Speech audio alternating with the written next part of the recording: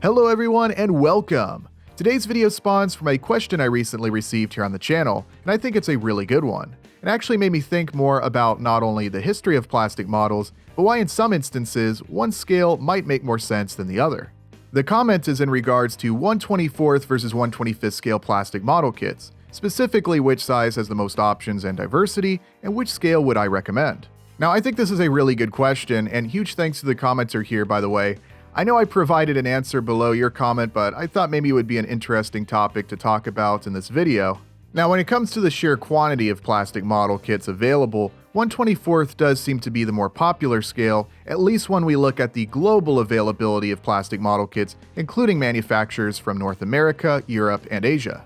At least here in the United States though, if you're heading down to your local hobby shop and are looking at their selection of plastic models, unless they stock a lot of kits from Europe and Asia, 1/25th scale might actually be more popular. Right now I'm scrolling through a list of recently released or soon to be released automotive kits on scalemates.com, which is a handy website you can use to get all kinds of information about plastic models. What it seems to really come down to is a lot of American cars and trucks are available in 1/25th scale, though you will see some in 1/24th scale as well. But basically everything else is 1/24th scale. It's a very slight but sometimes annoyingly noticeable difference that is a little strange when you think about it. Why have two scales so close to one another when, in a perfect world, they would all be the exact same? While I'm not exactly sure on the full history behind at least one manufacturer deciding to go with a slightly different scale, I can say with certainty that 1/24th is definitely the more popular of the two, as long as you're considering all model manufacturers and not just ones based in North America or that are primarily replicating American vehicles. There may be some exceptions, but I feel like just about every single kit that I've seen from Asia or Europe is 1/24th scale. Well, at least when it comes to either being 1/24th or 1/25th, I'm not talking about 1/10th or 1/12th or 1/18th or anything like that, just to be clear. I guess if the question is as simple as what scale has the greatest quantity and diversity of model kits, it would seem the answer is 1/24th scale. However, there's more to consider. It seems that a lot of the big rig models like these here and certain American cars and light trucks can only be found in 1/25th scale. This is to the point where it seems if you're intending for your collection to consist of mostly or entirely American cars and trucks, 1/25th scale would be the better option if you want them all to perfectly match. While maybe less common as a whole, it seems a lot of vehicles in this genre are either exclusive to or can be found in 1/25th scale, though you'll see some American cars and trucks in 1/24th scale as well. Even if you choose 1/24th scale as the standard for your collection, you'd still be able to find models replicating American vehicles. Now of course, whether or not this slight discrepancy in size even matters is really up to you. Personally, I don't really care, and I'll happily build vehicles in both 1/24th and 1/25th scale and often display them next to each other. It's not like the size difference is enough to where one is going to be way easier to build than the other when it comes to things like gluing parts together or painting details. Again, it's not like there's that big of a difference.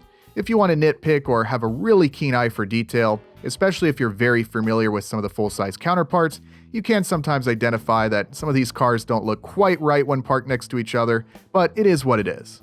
To be honest, it's not like anything I build is really pristine or museum quality here by any means, so it's not something that bothers me personally, but I can certainly understand in certain contexts, you'd want everything to be the exact same scale in your display or collection as a whole.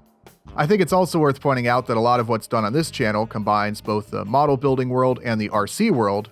Over here in model building land, we're lamenting the slight inaccuracies of 1/24th versus 1/25th scale. Meanwhile, in mainstream RC products land, you've got RC 4-wheel drive selling 40 series Land Cruisers that are almost the same size as full-size GM trucks from the 70s. This first-gen Bronco from Tamiya is advertised as being 1/10 scale, and this first-gen Bronco body from Axial is also advertised as being 1/10 scale. Yeah, good luck getting a shelf of supposedly all 1/10 scale RC vehicles that are actually representing the size difference of the real-world vehicles correctly. For the most part, mathematical scale really isn't sacred in the world of RC. Of course, a big reason for this is logical, as generally a major manufacturer, like Axial for example, will have an established platform such as the SCX-10-3. They'll want to have a selection of different bodies that can go on top and fit that specific platform. They don't want the platform to have to fit a bunch of different bodies. Sure, they can do things like adjust the wheelbase without too much trouble, but they can only do so much before it would really start to increase the cost to an unreasonable level. So as annoying as it can be to all of us scale nerds out there, it makes a lot of sense for them to stretch the bodies as necessary to fit, not re-engineer or greatly modify every platform underneath, and make it specific for each vehicle being represented. At the end of the day, I seriously doubt that the vast majority of their customer base even cares about these slight discrepancies from one vehicle from another. But when it comes to plastic model to RC conversions, this is why 3D printing and creating chassis designs with as much adjustability as possible is so critical, because there is no one-size-fits-all solution when it comes to these projects, as almost all of them will vary in size. The size here is being dictated by real-world measurements of the vehicle being replicated, not to fit some pre-established RC platform. You'll have different wheelbases, widths, and that's not even getting into the whole, well, this car had a solid axle in the rear while this car had an independent rear suspension. This car would have had its engine up front under the hood while this one would have had it in the middle behind the driver. And when you want to start getting into that level of detail, a lot of stuff is going to have to be custom built and specifically tailored to both the model kit and the real-world vehicle that you're trying to replicate. And while to many this will be obvious, I think it does have a tendency to confuse some people coming over from the RC world or hobbyists with less experience when they see 1/24 scale on the box of a plastic model kit, and then they see 1/24 scale on the box of a micro crawler, and they think, oh, they're both the same scale, they must be compatible, right? Unfortunately, it's not always that simple, especially if you're trying to achieve more of an OEM appearance. But if you are interested in doing an ultra lifelike RC conversion, we have a lot of great products and 3D print files available on both our website and our Patreon. Links, of course, are below in the description. And as I've said before, we have quite the variety over there on our Patreon of different designs and different sizes, but if you need something tweaked to fit your specific project, please don't hesitate to send a message. I don't like to make guarantees, but more often than not, we're able to tweak the design to get it to fit your specific vehicle. And again, that's just the beauty of 3D printing. There's no tooling involved. It's very easy to just digitally alter the design, and boom, you've got a part that will hopefully fit your project perfectly. Though of course, in addition to that, there's always just good old-fashioned scratch building and modifying a pre-existing store-bought RC platform to fit your project. That's really why I love this niche of the hobby. You're combining model building with engineering and building something that's truly a one-of-a-kind. Also, on the subject of 3D printing, while personally I haven't built a ton of 3D printed model kits, such as this great selection offered by Andrei Bezrodny over on Cults 3D, you'll often find with his models, as well as many others, that they'll have pre-scaled options for both 1/24th and 1/25th scale. And of course, on top of that, when you're printing them yourself, you can size those parts to be whatever you want. Infinite possibilities. Well, I guess as long as they're a size that you can produce on whatever 3D printer you own.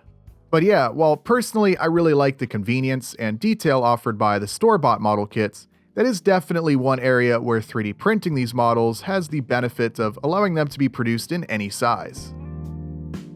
But I don't want to ramble on too long here. I think to really boil it down, the answer depends on whether or not you want to prioritize American cars or trucks, or you want more of a blend or a majority of vehicles from Europe and Asia. But I would be curious to hear what some of you guys have to say below in the comments. I have to imagine that the majority of hobbyists probably don't care about that slight discrepancy, but I don't know, maybe that's just me.